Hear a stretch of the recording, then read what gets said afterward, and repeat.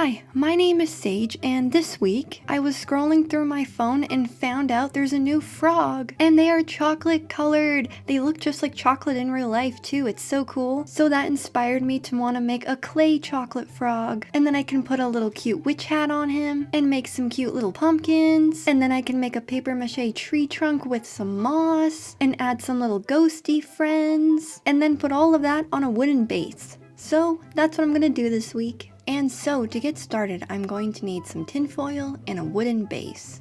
And then I rip off the tinfoil and fold it up hot dog style until it's nice and flat. Next, I form a circle by touching the two ends together before I hot glue them. And then after that, I build up the base by scrunching tinfoil all around the circle that I made. And it's just a hair out of frame, just because welcome to my channel, I try my best. Then I move on to making the roots of the tree, and I start by folding up some tinfoil before then scrunching it up. I cut it a few times because I'm indecisive, before then twisting it so it has more of a natural root look to it. And then I hot glue it. Next, I take a really nice cut square. I'm so proud of this square, it looks so nice. Anyway, I then smush it onto the root that I just glued down to bulk it up. And then I do this another 5 times. And now it looks like this. But wait, you may be asking, how did you make the middle? And I'll show you real quick. By smushing and pressing the tinfoil in and then laying flat tinfoil on top. And presto! Tree trunk! Next, I take some tinfoil and scrunch it up to get the base of my frog. And I was thinking a lot about frog energy, you know what I'm saying, when I was making this little guy? Because frogs are confusing little creatures when you look at their anatomy. So I was just thinking, frog energy, we have to be the frog. And then it all worked out. And now I'm tearing off a little piece of tinfoil and scrunching it up to make his arm. And once I like that, I then hot glue it on, and then I repeat this step on the other side. And this is an interlude of me deciding to work on the frog's face abruptly because I like to tweak everything. I bulk it up and glue some more pieces on, and then I move on to his little leggies. And here I mostly just focus on getting the basic shape down because I will build everything up after with clay. And I do that on both sides. And since I'm me, I also do some minor adjustments here, as you can see. Like, I literally just hot glued the smallest piece of tinfoil onto his arm, and for what? Why did I do that? And this is what the tree trunk and the frog looks like together. I didn't measure anything either because I don't like math, so I'm glad it just worked out.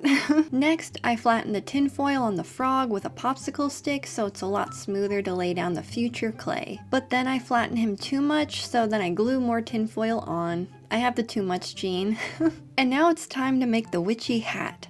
So I take some more tinfoil and I start by making a funnel shape and then flaring out the base until eventually it looks like this. And now it's clay time! And here I begin to put the clay on the tinfoil base of the frog. When putting the clay on the frog, my main priority was trying to make him smooth.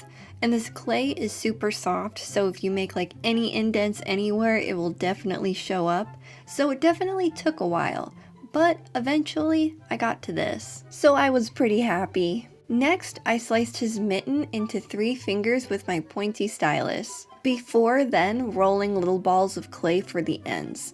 And I do the same thing for the other side as well. And once I got done his little hands, I then move on to his little feet. Ooh! I did one of his legs off of camera because it took me an embarrassingly long time to make it look right. Because I don't know if you looked at frog legs lately, but they are definitely wild. They don't make any sense in my brain, so this is how I did the other one. I make little sausages for his toes and then blend them into his foot with my stylus. And this part was easy to figure out just because it's just little toesies, but when I got to his thigh, oh my god, they bend in weird ways, man. I don't know what to tell you.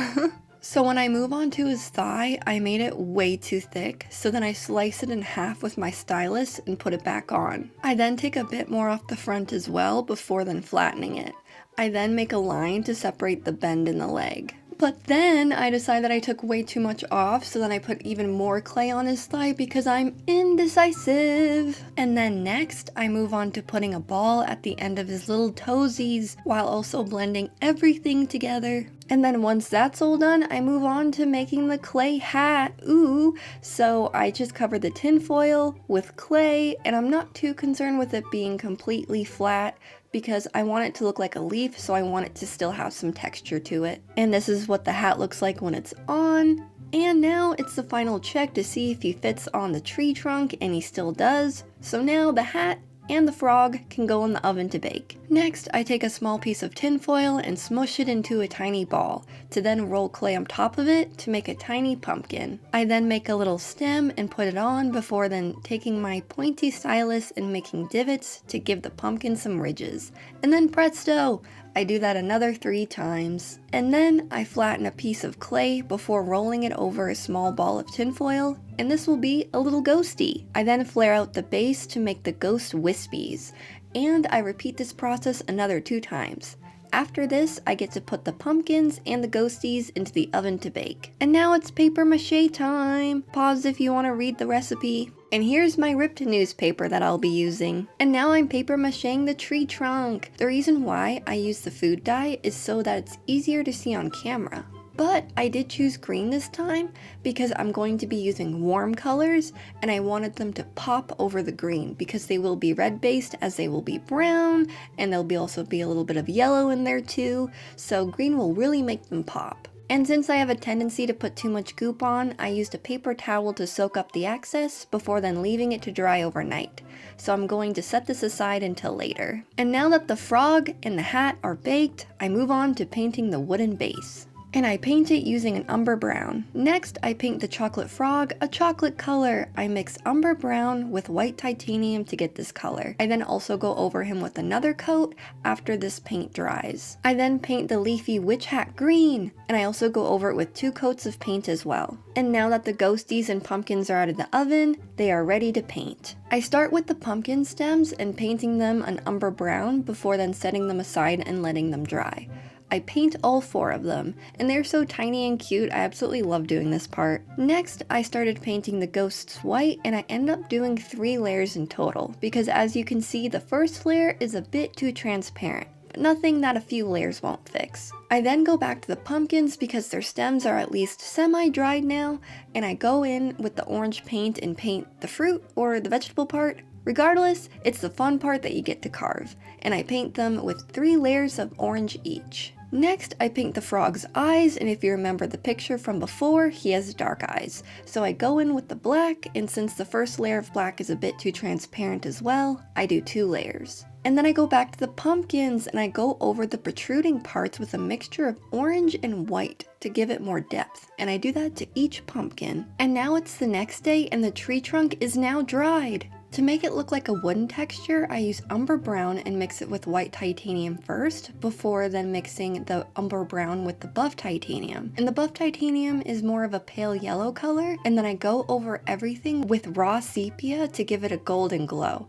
and it really pulls everything together. And then I set this aside to dry. I then paint eyes on the little ghosties while I wait for the tree trunk to dry. And I also just love painting the little eyes on the ghosties just because it brings them to life. I don't know what it is about them, it's so much fun. And once they're done, I go back to the tree trunk and it's 99% dried, so now it's time to adhere it to the base. And to do that, I'm going to use Gorilla Glue, and I put it on the tinfoil side of the trunk before pressing it down into the base. And once I can pick it up by the trunk, I know it's adhered. I then move on to adding the moss. And I just so happened to have a piece that was already jumbled together, and it was the perfect size for on top the trunk. And once I saw the frog in his hat on top of the moss, I knew it was perfect. So I called it fate and hot glued it down right away. And I then move on to gluing down the moss to where the wooden base is showing, to give the illusion that the roots are uplifting from the ground.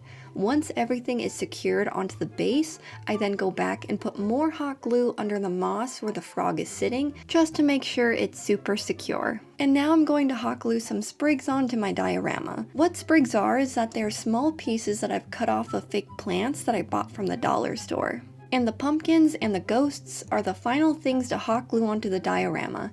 And since we're coming up to the end of the video, I would just like to say thank you so much for watching, and all my socials are linked below if you want to follow me. But now, it's on to the glamour shots.